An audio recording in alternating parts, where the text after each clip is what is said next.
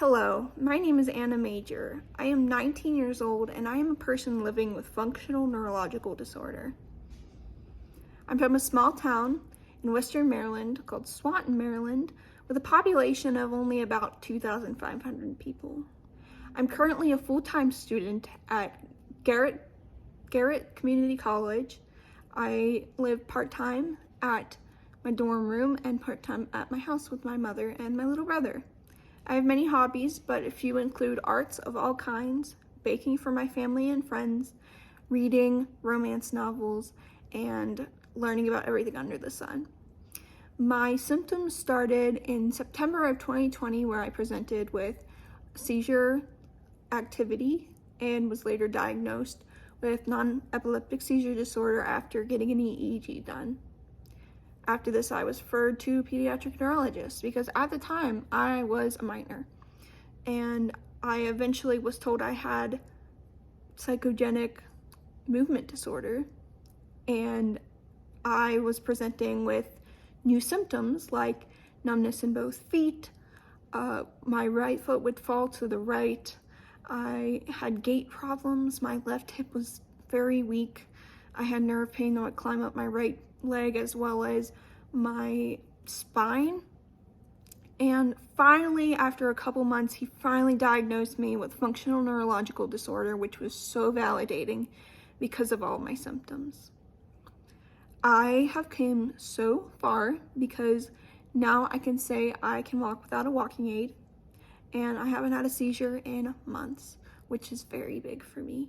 I used to be constrained to a rollator, then a cane, and then an AFO, and now I can do completely fine without it. I still have numbness in my right foot, and it still goes to the right, but I can walk almost completely normal, and I'm starting to live a more independent life that I would have never thought I'd get to.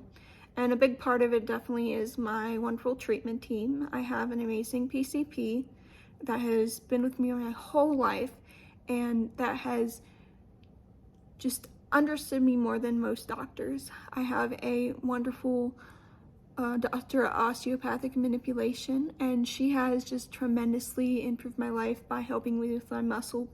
I have very stiff, hard muscles because of stress, not only FND, but as well I struggle with something called schizoaffective disorder, and I also struggle with PTSD as well as OCD and just chronic anxiety. So she's wonderful. I have the best psychotherapist as well as an amazing psychiatrist that has dramatically improved my life for the better, but I am waiting to see my neurologist, which will be in March. But although they helped me tremendously, as well as my physical therapy therapist, they have just, for 2 years, I did 2 years in physical therapy, but it so changed my life, and I'm so thankful for them. But I will have to say a lot of this was me. You can't have others fix you completely. FND is of the mind. I learned so many coping strategies, so much more self-love, and things that work specifically for me.